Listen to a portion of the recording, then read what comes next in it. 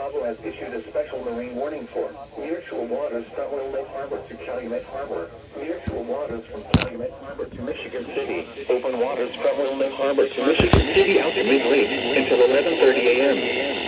At 10:38 a.m., showers were located along a line extending from Burnham Harbor to Gary, moving east at 50 knots. Hazard, wind gusts to 40 knots. Source, radar indicated. Impact, small craft could be damaged in briefly higher winds and suddenly higher waves. Locations impacted include Harrison Beaver, Crib, 31st Street Harbor, Monroe Harbor, Burns Harbor, Calumet Harbor, Indiana Harbor, Burnham Harbor, Hammond Marina, Jackson Park Harbor, Belmont Harbor, Marina Shores at Wood Harbor and 59th Street Marina.